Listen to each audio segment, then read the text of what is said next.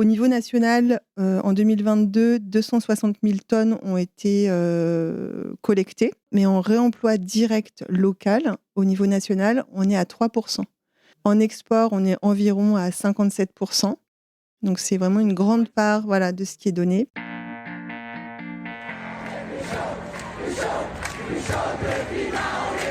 Bienvenue chez Basilic, le podcast pour changer de regard et imaginer ensemble un futur désirable. Je suis Jeanne, votre hôte, et chaque semaine, je tends le micro à celles et ceux qui façonnent le monde de demain. Je vous souhaite la bienvenue et j'espère que vous vous sentirez bien chez Basilic. Aujourd'hui, je vous emmène à Bourg-en-Bresse, à la découverte d'une entreprise de l'économie sociale et solidaire, j'ai nommé l'association Tremplin. Tremplin veut contribuer à construire une société plus solidaire et plus équitable où chacun peut trouver sa place et vivre dignement. Dans cet objectif, les équipes de Tremplin s'efforcent de tout mettre en œuvre pour que les personnes accueillies et accompagnées soient actrices de leur destin et autonomes aussi bien sur les plans humains, social et économique. Aujourd'hui, je reçois Virginie, qui est en charge du pôle Textile 360 au sein de Tremplin. Elle va nous expliquer la démarche de ce projet qui vise à réduire à zéro l'export de textiles depuis l'agglomération de Bourg-en-Bresse vers des pays étrangers. J'espère que cet épisode va vous plaire. Personnellement, j'ai beaucoup appris et j'espère que des projets tels que celui de Tremplin pourront voir le jour partout sur notre territoire. Bonne écoute à vous. Bonjour Virginie. Bonjour Jeanne. Merci beaucoup de m'accueillir à Bourg-en-Bresse dans vos locaux. J'ai eu le droit de visiter cet endroit absolument incroyable où vous réalisez un travail titanesque. On va y revenir. Je te propose d'abord de te présenter et ensuite de présenter l'association Tremplin, s'il te plaît. Alors donc, je m'appelle Virginie Bell. Je suis arrivée à Tremplin au mois d'avril pour travailler sur le projet Textile 360. Donc, il y a un projet qui réunit l'association Tremplin, qui est le principal collecteur textile du département de l'Ain, et le territoire Grand Bourg Agglomération. Et donc, ensemble, ils se sont unis pour être le premier territoire à ne plus exporter de textile. Alors, on parle du textile qui est déposé dans les containers des bornes que vous connaissez. Et donc, voilà, c'est le premier territoire à s'engager ainsi sur la fin de l'export à horizon 2024-2025, parce qu'il faut quand même une période de transition. Donc c'est très ambitieux parce qu'on est sur des délais assez courts. On va revenir vraiment sur le fonctionnement. Avant, j'aurais aimé que tu nous expliques ce qu'est l'association Tremplin, puisqu'elle existe depuis bien plus longtemps que ce projet Textile 360, que tu recontextualises un petit peu les différentes activités que vous avez, et notamment cette partie autour de l'insertion, qui est vraiment le cœur de l'association. Alors, Tremplin a été créé en 1987 par un groupe de personnes qui a voulu mettre à l'abri des gens par un hiver de grand froid, voilà, donc pouvoir leur proposer un hébergement. Et puis ensuite, il a été question pour pouvoir pérenniser un petit peu cet accueil, et bien, de proposer un emploi. Donc, bien, le textile a été la porte un petit peu, l'opportunité pour pouvoir proposer déjà du tri, de la revente par rapport aux dons qui étaient faits à l'association. Et puis, de fil en aiguille, si je puis me permettre, eh bien, l'association s'est développée. Et donc, aujourd'hui, c'est une association qui réunit près de 500 personnes avec plusieurs pôles d'activité. Donc, il y a des jardins bio. Il y a tout l'accueil du 115 et puis l'accueil d'hébergement d'urgence.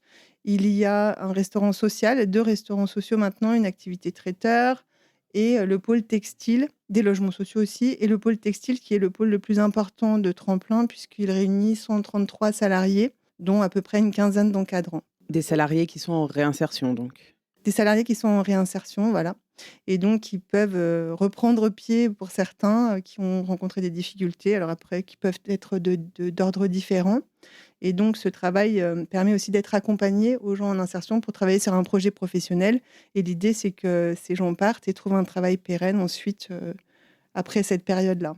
Et ce pôle textile, quelle est sa mission ? La problématique du déchet textile induit de travailler sur ce qu'on appelle le surtri. Donc, on va dire, un premier tri où on va catégoriser ce qui va être réemployable directement dans les magasins du reste du gisement textile.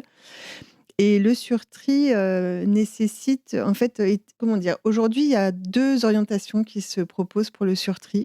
Vous avez une orientation hyper technologique avec de l'intelligence artificielle. On a les premiers démonstrateurs qui sont arrivés donc, en France, qui sont opérationnels, où là, vous avez l'intelligence artificielle qui va pouvoir trier des quantités de textiles, mais avec un gisement de matière assez identifié quand même. Donc, on va dire beaucoup de polyester, beaucoup de coton. Et vous avez le deuxième modèle historique, on va dire, du tri, qui est le modèle d'insertion, d'économie sociale et solidaire.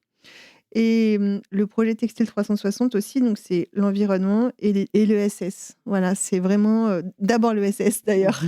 Et donc le développement de ces centres de surtri, c'est aussi développer des possibilités d'emploi et aussi développer de la formation sur de nouveaux postes. Et donc c'est au cœur de ce projet Textile 360 aussi. C'est déjà pouvoir aussi, et à travers les partenaires aussi, c'est développer un marché de l'emploi pour pouvoir justement pérenniser ces emplois après cette période d'insertion et d'accompagnement à tremplin. Et ce qui a été intéressant aussi avec la CRES, c'est qu'ils nous ont mis en rapport aussi avec d'autres collecteurs-trieurs de la région et on a pu faire des échanges d'expériences, visiter les différents sites et c'est très instructif en fait à chaque fois de pouvoir s'inspirer des bonnes pratiques de chacun et ça a été vraiment très utile et puis aussi des questionnements voilà, qu'on va pas forcément partager quand on est un peu isolé on va dire dans le flux du quotidien.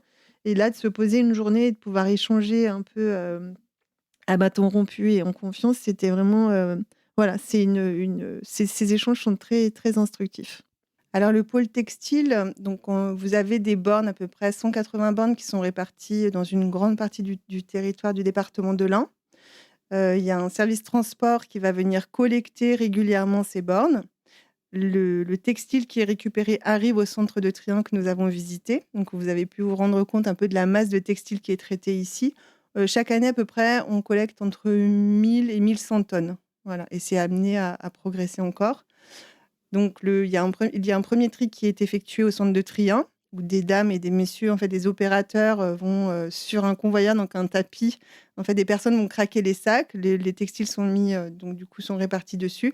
Et ensuite, on va trier par typologie de produits et par matière aussi. Si, par exemple, les produits sont abîmés, on peut quand même les utiliser. On va les trier, par exemple, en coton blanc, coton couleur. Et on sait que ça, ce sera destiné au recyclage.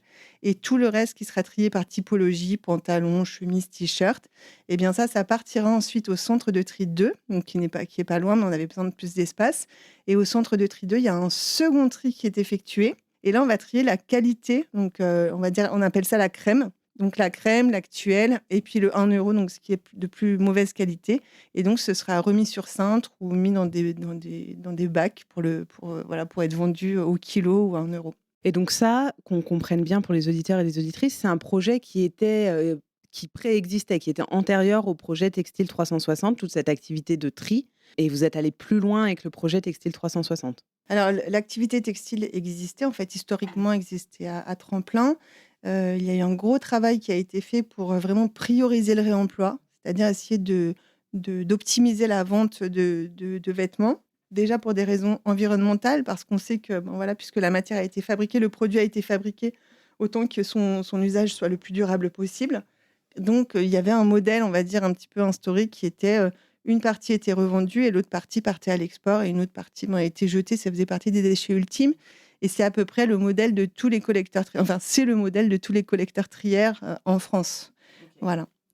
Et puis, il y a quelques années, en fait, les administrateurs de Tremplin ont commencé à réfléchir un petit peu sur les enjeux liés à l'activité textile et à inclure aussi dans le projet de Tremplin, dans le projet du groupe, la part environnementale, puisqu'il y avait déjà la part, on va dire, sociale, solidaire. Et donc là, on a ajouté la part environnementale. Et il fallait un petit peu changer de paradigme. Il fallait changer le modèle. Sinon, on ne pouvait pas rentrer dans ces enjeux-là. Ok, donc là, c'est ce qui a été mis en place il y a 1 an, un tout petit peu plus d'1 an. On va vraiment revenir sur ce projet Textile 360 parce que c'est un projet très ambitieux et qui répond à différentes problématiques quand on s'intéresse au textile. Est-ce que déjà, donc tu le disais, hein, vous collectez plus de 1100 tonnes par an, c'est énorme. Est-ce que tu peux nous redonner un petit ordre de grandeur aujourd'hui en France, Quand on parle de textile, il y en a beaucoup qui partent à l'export. Je pense que les auditeurs et les auditrices ont en tête les plages et les grandes étendues, dans certains pays d'Afrique recouvertes de vêtements, hein, qui ont été envoyés, de nos pays. Est-ce que tu peux recontextualiser un petit peu tout ça et ensuite vraiment aller en profondeur sur les différentes filières qui ont été mises en place par Tremplin? Oui, bien sûr. Donc, au niveau national, on a des chiffres donc de 2022, issus du rapport de Refashion, qui est l'éco-organisme du textile, donc qui permet de collecter pas mal d'informations et donc de suivre aussi l'évolution de la filière de collecte textile. Au niveau national, en 2022, 260 000 tonnes ont été collectées. Donc, on est bien en dessous on va dire, du gisement qui existe, mais bon, c'est les chiffres de 2022. Et nous, donc, on est à 1100 tonnes. Donc, vous voyez, on est encore, voilà, il y a beaucoup de collecteurs qui collectent beaucoup plus. Au niveau de la répartition, pour vous donner un ordre d'idée, donc c'est assez surprenant, mais en réemploi direct local, au niveau national, on est à 3%. En export, on est environ à 57%. Donc, c'est vraiment une grande part, voilà, de ce qui est donné. Au niveau des déchets, alors, on va dire déchets plus CSR, on est à un peu moins de 10%. Donc, le CSR, on appelle le CSR le combustible solide de récupération. Donc, ça va être tous les déchets qui vont être broyés, mélangés à d'autres déchets et brûlés, par exemple, dans les cimenteries. Et en recyclage, au niveau national, on est à 32%. Mais on sait que là aussi, en fait, beaucoup de notre recyclage va être exporté, du chiffon d'essuyage qui va être essuyé, qui va être découpé en Tunisie ou en Asie, où en fait, il va y avoir beaucoup. Donc voilà, même ce textile-là, ce textile matière, va repartir à l'étranger, parfois pour revenir en France, pour être vendu en France. Donc ça fait vraiment, je veux dire, au niveau environnemental, voilà, on peut faire mieux quand même. Au niveau de Tremplin, donc nous, on a vraiment priorisé le réemploi. En réemploi direct, on est autour de 20%. Donc on avait à peu près cette part d'export qui était autour de 60%, du déchet et du stockage. Et donc là, sur le plan sur 3 ans, donc là en 2023, on est déjà descendu à 38% d'export, donc autant d'augmentation de recyclage. En 2024, on vise 18%, vraisemblablement on sera à moins, d'après les différents projets qui sont en place. Et en 2025, on aura atteint zéro. Mais on est obligé d'avoir ce décrescendo, voilà. Donc ce qu'on s'est fixé quand même, donc déjà on a pris contact avec les gens du Ghana qui travaillent sur le déchet textile pour déjà bien comprendre ce qui se passait. Et eux, en fait, il y a toute une économie informelle qui s'est mise en place en Afrique et dans différents pays. Donc en fait, tout ne peut pas s'arrêter d'un coup. Et puis de toute façon, rien ne s'arrêtera d'un coup. Mais à minima, ce qu'on fait, c'est que l'export va être sur des vêtements déjà bien triés, bien choisis. Voilà. Donc ça, c'est la chose qu'on peut faire en attendant ce décrescendo final. Oui, parce que la problématique aujourd'hui, c'est que les vêtements qui sont exportés sont souvent de piètre qualité et que finalement, ce ne sont que des déchets. Donc vous, c'est aussi ce que vous essayez d'éviter au maximum. On va revenir sur les différentes filières que vous avez réussi à mettre en place en seulement un an. C'est complètement fou d'avoir réussi à mener à bien autant de projets. Donc moi, j'ai pu visiter, puis je mettrai ça sur Instagram aussi pour partager un peu les coulisses. Je pense que c'est toujours plus parlant, mais vous avez, tu le disais, sur la revalorisation. C'est un travail qui a été fait. Est-ce que tu peux nous expliquer aujourd'hui, donc vous avez l'ébène, ça arrive sur le centre de tri, c'est trié par couleur, par matière. J'ai pu voir ça en visitant, en bas. Quels sont les circuits avec lesquels les collaborations que vous avez pu, établir? Alors sur le réemploi, donc ce qu'on a vu, c'est que Tremplin est autour donc de 20%. On augmente, notre objectif de réemploi est de 30%. Pour l'instant, c'est un petit peu un plafond, un seuil par rapport à la qualité des vêtements que l'on reçoit, et donc qui est un petit peu qui diminue un petit peu en termes de qualité. Mais bon, on espère arriver à 30% en développant vraiment une proposition de réemploi la plus optimale possible. Donc pour ce faire, on fait un pré-tri de tout ce qui arrive en collecte, donc qui est fait au centre de tri 1. On va séparer, on va dire, les vêtements abîmés des vêtements qui sont de bonne qualité. Ces vêtements de bonne qualité vont partir ensuite dans on appelle le centre de tri 2, qui lui est totalement dédié au réemploi. Et là, chaque personne va inspecter une pièce, voir si elle est trouée, tachée, etc. Et la répartir en crème, donc on va dire le plus haut de gamme, moyen de gamme et déstockage qui va être le plus bas de gamme. Ça va être remis sur cintre. On va recalculer, remettre les tailles, etc. Parce que souvent, ils montrent les étiquettes. Et ensuite, ça part du coup en magasin en fonction des demandes. Et on a maintenant une nouvelle boutique qui vient d'ouvrir à Lyon, qui fait 500 mètres carrés. Et donc, pour du déstockage, vous pouvez acheter des vêtements à 4 euros le kilo. Et donc, ça part en magasin sur le territoire de l'Ain. Voilà, on a une boutique dans le centre-ville de Bourg, qui est plutôt haut de gamme. On a une grande boutique dans la zone commerciale de Bourg-en-Bresse, où là, vous avez toutes les gammes réparties. Une boutique à Amberieu et une boutique à Lyon. Donc ça, c'est le réemploi, mais comme tu le disais, le problème qu'on a aujourd'hui, c'est que la qualité des vêtements baisse et donc on ne peut pas forcément réutiliser ou revendre ces vêtements, quoi.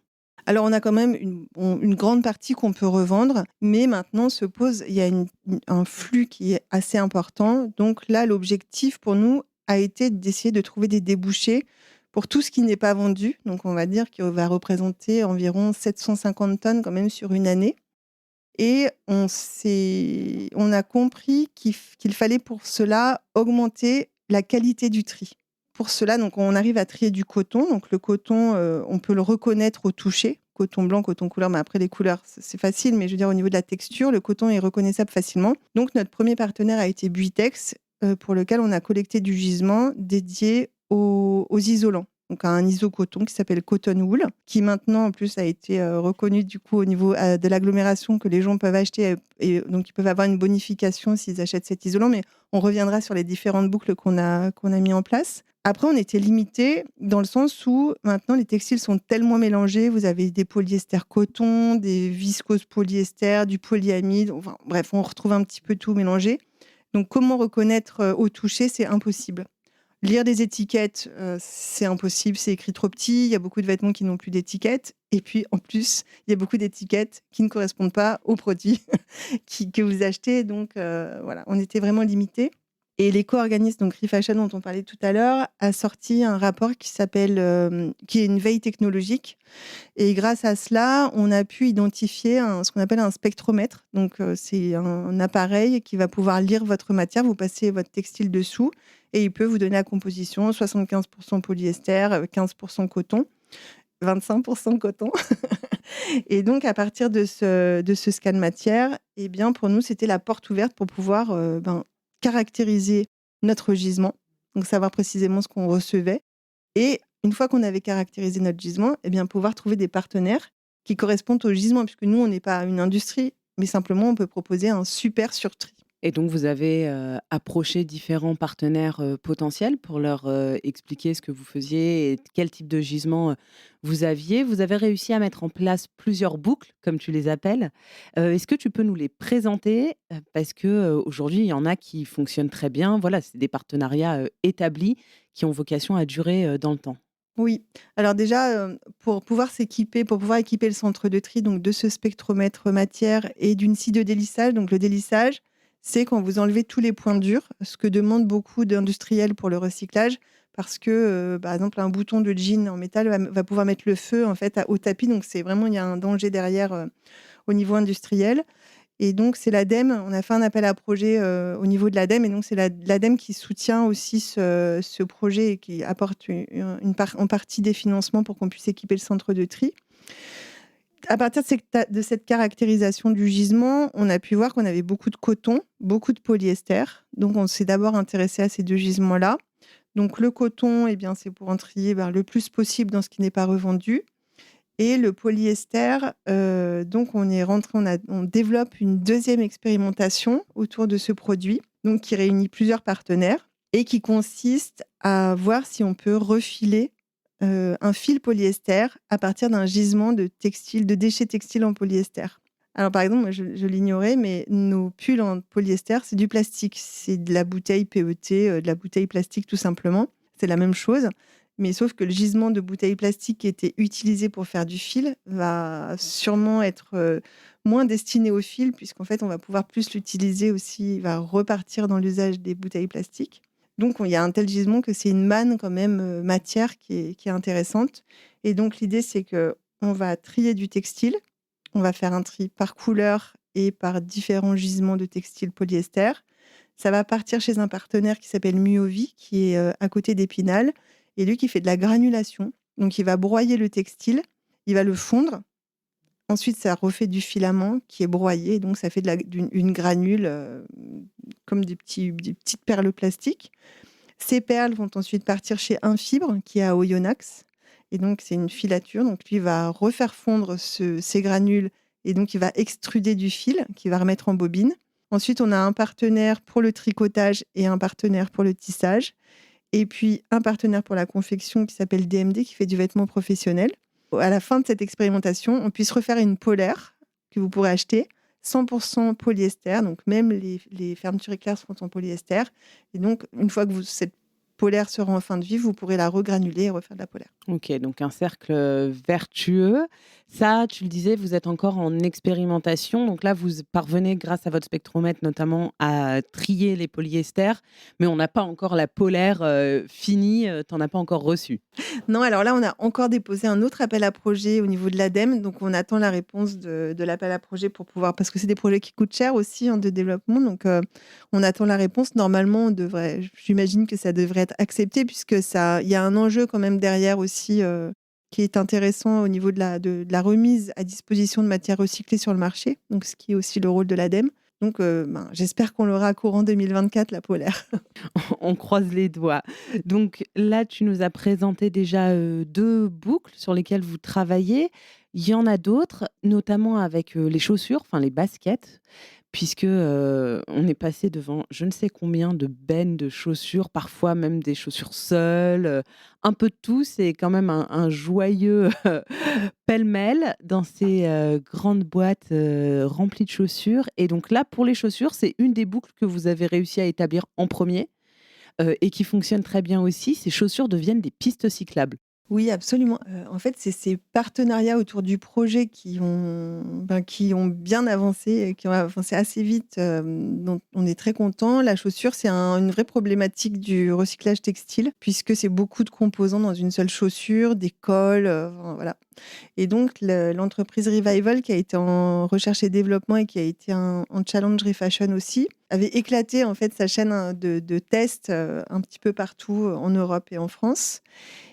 Et donc, on a commencé à leur regarder du gisement et ils viennent d'installer leur entreprise à côté de Bourg-en-Bresse. Donc, ils ont réuni leur première ligne industrielle. Et là, donc, on leur trie des baskets, ils démantèlent la basket, ils récupèrent du caoutchouc, enfin, du broyat de basket, d'une partie de la basket, qu'ils mélangent avec de la roche volcanique et ils arrivent à faire des pistes cyclables qui sont perméables à l'eau. Donc, ça permet de ruisseler parce que l'imperméabilité de ce genre de sol était problématique. Et ce qui est vraiment chouette avec Revival, c'est déjà qu'on s'entend très bien, voilà, pour travailler ensemble, c'est super. Mais donc, ils font un impact global sur leurs produits. Donc, eux, ils ont vraiment vocation à améliorer les choses. Voilà. Donc, on sait précisément l'impact que va avoir ce recyclage de la chaussure. Et ils sont en développement sur plein d'autres projets. Donc voilà, à suivre. L'année passée, vous avez réussi à leur fournir combien de kilos ou tonnes de baskets? Est-ce que tu sais? Alors, pour l'instant, on a été en expérimentation. Donc, on est toujours sur des expérimentations. Donc, on doit être autour de 2 ou 3 tonnes de chaussures, de baskets qui ont été triées. Quand même. Et on a vocation aussi à développer de la collecte un petit peu ciblée, notamment peut-être faire des projets avec des lycées ou l'université. On a une antenne de Lyon qui est à Bourg. Et donc, de faire des projets aussi pour pouvoir avoir avec des partenaires des collectes très ciblées donc sur la basket, peut-être sur des typologies de produits. Voilà, donc ça, c'est aussi des choses qu'on voudrait mettre en place pour l'année 2024. Génial, c'est incroyable d'avoir autant de projets à mener de front. Alors juste pour revenir un petit peu sur l'écosystème qui se met en place autour de Textile 360, nous, notre volonté, c'est pas de développer des matériaux, mais de faire une bonne préparation pour les industriels ou les gens qui sont en recherche et développement pour qu'ils puissent justement développer des matériaux et que ce gisement puisse redonner vie à des objets, à des fonctionnalités. Voilà. Donc nous, c'est vraiment d'être des bons préparateurs et d'avoir une qualité de préparation. Voilà, c'est vraiment ce qui compte. Et après, donc, vous pourrez. Donc, on a aussi d'autres projets. Il y a par exemple Écollant, on récupère des collants pour eux. Eux, ils ont vocation à refaire du fil pour refaire du collant. Ils font des maillots de bain pour l'instant. On travaille aussi avec Vivaluse, donc Isabelle Daïdé, qui est à Tourcoing et qui fait des. Là, elle est en train de développer des panneaux acoustiques. Donc, elle travaille déjà pour le cinéma. Donc, c'est intéressant. On fait du tricouleur pour elle. Et puis, on est très heureux aussi de suivre les développements de ces gens qui cherchent des solutions aussi pour répondre à cette problématique du déchet textile. Et aussi, sous-jacent à ce projet, on ne voudrait pas que ce projet soit une excuse pour continuer en fait, à surconsommer éhontément le textile. Mais donc du coup, c'est toujours...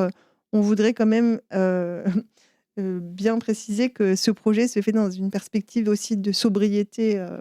Voilà. Et justement, j'allais y venir. Est-ce que vous avez en parallèle un travail de sensibilisation? Puisque, évidemment, je te rejoins, l'idée, c'est avant tout de consommer moins de vêtements, d'en acheter moins, de les faire durer plus longtemps, de voilà, les recoudre, les réparer autant qu'on peut.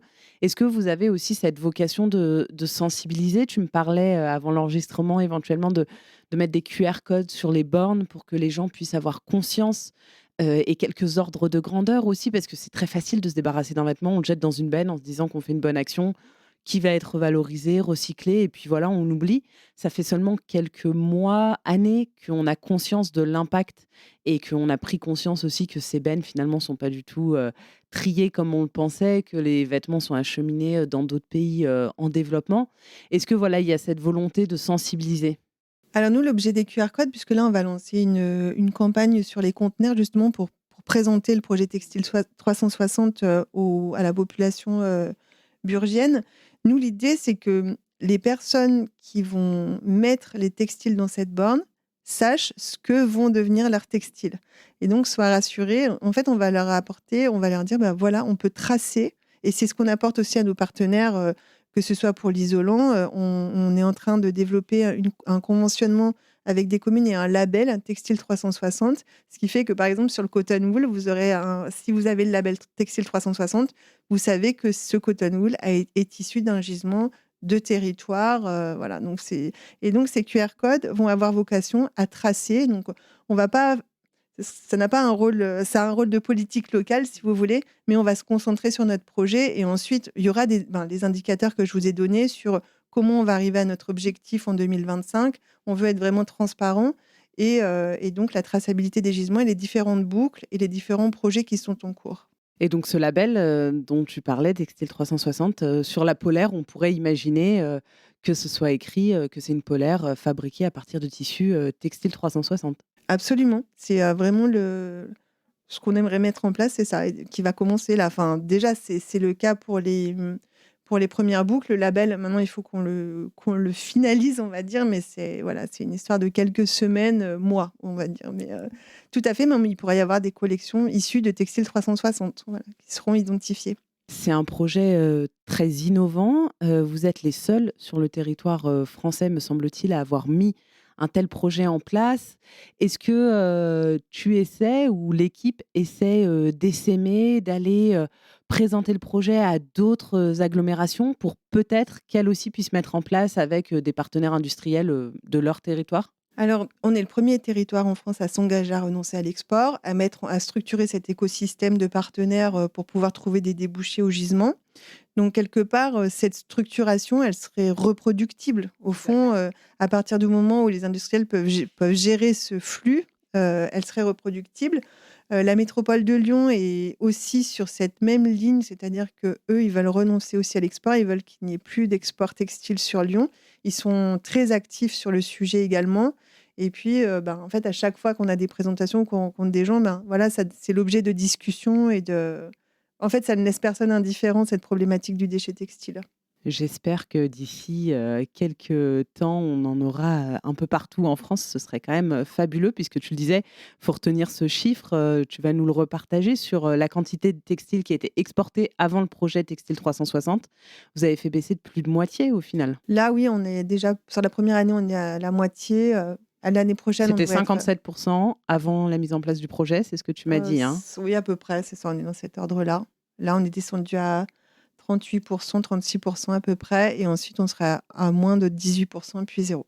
Et juste pour vous préciser, donc Textile 360, l'idée de cet intitulé qui a été trouvé par la présidente de Tremplin, Agnès Bureau, donc qui a un joli titre pour présenter ce projet. Donc maintenant, qui est la présidente du groupe Coris, qui a été remplacée par Jean-François Grenier, maintenant qui suit ce projet. Eh bien, Textile 360, c'est pour trouver des réponses dans un rayon de 360 km. Alors, c'est quasiment le cas.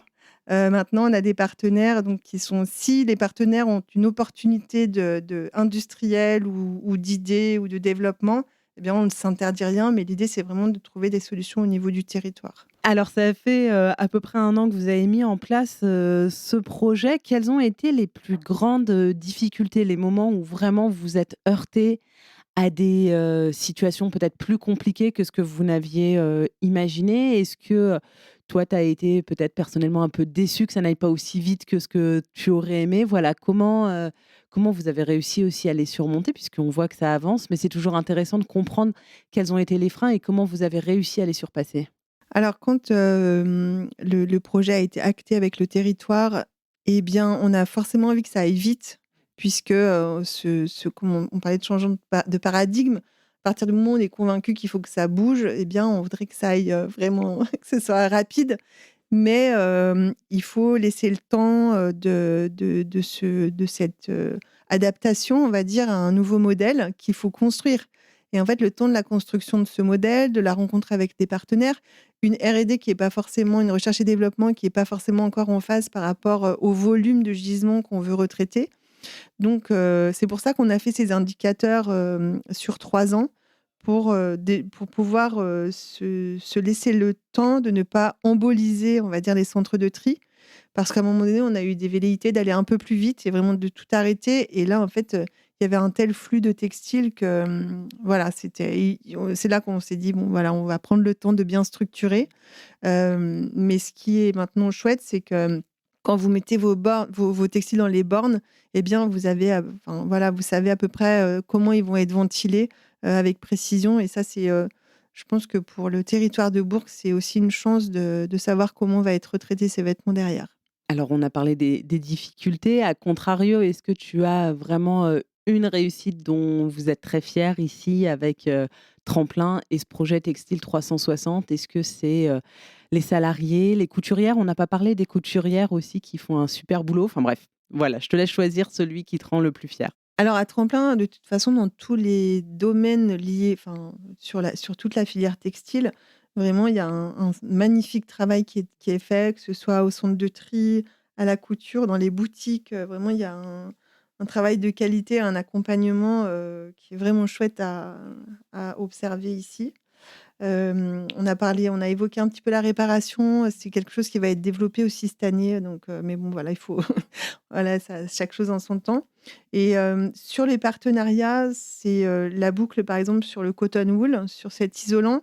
En fait, c'est un isolant donc pour vraiment terminer cette boucle, donc le gisement de coton arrive ici, tout ce qui n'est pas revendu donc va être trié part à Cours-la-Ville pour les filochages et ensuite est retravaillé pour être, donc mis en paquet et donc le territoire de l'agglomération a accepté donc de rentrer le cotton wool dans son programme Mon Cap Énergie. Donc ce que je vous disais, en fait, maintenant, il peut y avoir une bonification et en plus, il a des très bonnes caractéristiques, techniques, notamment, par exemple, en hiver, en été, pardon, il isole aussi de la chaleur et il est éco-sourcé, ce qu'on va appeler éco-sourcé, donc c'est toujours mieux que la laine de roche ou la laine de verre, et notamment aussi pour les gens qui la posent. On a une filiale en fait à Tremblin qui s'appelle Covetech et Covetech fait de la rénovation de bâtiments, va être formé, pour être poseur cotton wool, donc pour le flocage et pour la pose de panneaux et peut-être, on espère que le siège de l'agglomération de Bourg va intégrer en fait du cotton wool dans son isolation, dans le bâtiment de son isolation. C'est encore pas fait, mais on croise les doigts. Mais voilà, donc ça, c'est vraiment une belle boucle, où tous les acteurs aussi s'enrichissent les uns les autres et donc voilà et donc ça aide aussi, voilà, il y a un enrichissement mutuel qui se fait et ça, c'est vraiment super. Ouais, ça donne beaucoup de sens aussi, au projet et à son ancrage local. Mais les 3 premières boucles, que ce soit cotton wool, revival ou tout le travail autour du polyester, déjà, on est autour des 3 principaux gisements. On redonne de la richesse aussi au territoire à travers ces 3 projets, et on redonne une belle valeur à ce déchet. Donc on est super contents. Dans les, textiles qui vous resteraient, pour lesquels il faudrait trouver de nouvelles boucles, quelles sont les matières qui sont peut-être les plus problématiques ou en tout cas les plus difficiles à revaloriser? Alors du coup, là, on a parlé des 3 principales, mais on a plein d'autres projets. Par exemple, on a un projet avec Mondial Tissu pour refaire de la ouate à partir de textiles recyclés. C'est un projet qui se fait en partenariat avec la Chambre des métiers et un groupe de tapissiers, donc de Bourg, qui sont venus tester des matières, nous dire: «Bah, voilà, nous, on a plus besoin de polycoton, on a plus besoin de telle densité» et cetera, pour trouver des produits, on va dire 4 produits phares qui pourraient leur correspondre.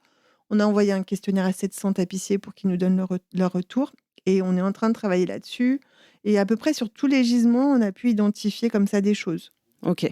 On va dire que le plus problématique, ce serait le mélange synthétique. Donc vraiment tous ces super mélanges qui sont difficiles à identifier. Là, ce serait le Tissium qui pourrait remplir cette, fonction puisque le Tissium, en fait, prend tout ce qui devrait partir en déchets, donc c'est ce partenariat, vers Paris. Eux, ils veulent faire ensuite des panneaux pour le mobilier, enfin ce genre de choses. Mais ce serait le synthétique et puis la chaussure. En fait, en dehors de la basket, la chaussure en cuir, avec des lacets, de la ferraille, des cols et puis il y a du brome, il y a vraiment des substances. Donc là, ce serait bien de faire, ouais, une belle recherche pour voir si avec du broyage, je sais pas, on peut pas stabiliser ces choses et puis refaire un matériau plutôt que ça parte en enfouissement ou à la Mmh. poubelle ou, voir ce qu'on peut faire. Mais pour l'instant, voilà, c'est, synthétique et chaussures, c'est un peu compliqué. Ouais, mais c'est intéressant, d'avoir ça en tête. Je suis sûre que d'ici quelques années, il y a de nouvelles filières aussi qui vont, se développer. En tout cas, on peut l'espérer. Et donc, du coup, on a aussi un nouveau partenaire. On est très heureux de pouvoir travailler ensemble. Et donc, jusqu'à maintenant, tous les déchets partaient à l'enfouissement, donc il n'y avait aucune valorisation. Et depuis un mois, on travaille avec Quinson Fonluc, qui est la grosse déchetterie professionnelle de Bourg-en-Bresse. Et donc, qui développe toute une filière de CSR. Et donc, ils vont pouvoir revaloriser énergiquement en fait, nos déchets. Alors, pas les chaussures, mais tous les OK. autres déchets qui jusque-là partaient à l'enfouissement. Et donc, on est très content de cette, cette nouvelle perspective. Donc là, pareil, vous allez isoler ce type de déchets pour eux. Ils viendront les chercher Oui. pour s'en occuper. Alors c'est pas une panacée parce que c'est pas une solution en soi le Mmh. CSR. Moins on aura de CSR, mieux ce sera, Bien sûr. mais c'est toujours une alternative à l'enfouissement, voilà, OK. Oui et puis c'est et à la prise peut-être de terres agricoles. transitoire en espérant qu'à terme, on trouve de nouvelles alternatives. Voilà, c'est ça en fait, ce projet, il est évolutif, c'est quelles sont les meilleures solutions ou les moins Mmh. mauvaises, à l'instant T et comment à chaque fois on peut trouver peut-être de meilleures solutions et faire évoluer le concept, de mieux en mieux. Oui, puis le projet, tu le disais, donc à l'horizon 2025, l'objectif, c'est 0 de textile à l'export. Mais j'imagine que le projet aura vocation à continuer, même après 2025, toujours pour, améliorer la revalorisation et que vous aurez toujours plein de sujets, à traiter, même s'il y a plus cette partie export qui était un peu à l'origine de votre, projet. Oui, absolument, ce sera toujours faire des recherches sur les matières, les matériaux, absolument. Super, merci et alors pour tous les auditeurs et les auditrices de Basilic qui nous écoutent et qui trouvent, ce projet, super, ce qui sera le cas, je n'en doute pas. Comment est-ce qu'on peut, vous soutenir, contribuer, au bon développement, de ce projet? Est-ce que c'est possible déjà si on n'est pas de l'agglomération? Et voilà, est-ce que on peut bien évidemment vous suivre peut-être, parler du projet, je sais pas moi, à notre commune? Qu'est-ce qu'on peut faire? Alors du coup, nous, on se développe, ben, déjà au niveau de notre territoire, on va dire, après donc on est en train de finaliser un conventionnement Textile 360 donc où des communes qui seraient intéressées par ce projet, ben, peuvent venir, voilà, interroger ce conventionnement et devenir ben, après voilà, c'est en train de se construire encore, mais en tout cas le conventionnement, va être acté là, incessamment sous peu. Et ensuite, ben, nous, on est ouverts, aussi, enfin, je veux dire, si vous avez des questions ou si vous voulez nous contacter, là, par exemple, on était, dans le nord de la France, donc ça y est, il y a des connexions qui sont prises avec le nord de la France, même avec des étudiants qui travaillent sur le textile ou même avec en fait, avec des ingénieurs, avec voilà, ça peut c'est un projet qui va agréger, énormément de gens. Par exemple, on aime beaucoup RISAP, hein, qui ont un corner aux Galeries Lafayette et qu'on a rencontré, il y a quelques mois et donc on prévoit de leur regarder du vêtement parce qu'on aime beaucoup ce qu'elles font. Enfin, voilà, après aussi, c'est des rencontres et puis donc voilà, on est ouvert aussi à toute forme d'interaction et de partenariat. Parfait, ça donne envie. Merci infiniment pour le temps que tu as passé avec moi. C'était absolument passionnant et j'espère qu'on pourra se retrouver d'ici 2 ans pour faire le point et voir où vous en êtes et tout ce que vous avez réussi à accomplir. Merci beaucoup, Jeanne. Merci d'avoir écouté cet épisode jusqu'au bout. Si vous êtes encore là, j'imagine qu'il vous a plu. N'oubliez pas de vous abonner à Basilic sur votre application de podcast favorite pour ne louper aucun épisode. Vous pouvez également me suivre sur Instagram et LinkedIn @basilicpodcast pour découvrir les coulisses de tous les épisodes et de toutes les interviews. Et enfin, si l'univers du podcast vous intéresse, alors je vous invite à jeter un œil à basilicpodcast.com. Vous y découvrirez Basilic Studio, la formation que j'ai créée pour vous accompagner à lancer votre propre podcast et surtout le podcast de vos rêves, mais également Basilic Lab, l'agence qui nous permet de créer des podcasts pour des marques audacieuses et des thérapeutes engagés. Je vous donne rendez-vous la semaine prochaine pour un nouvel épisode et d'ici là, prenez grand soin de vous.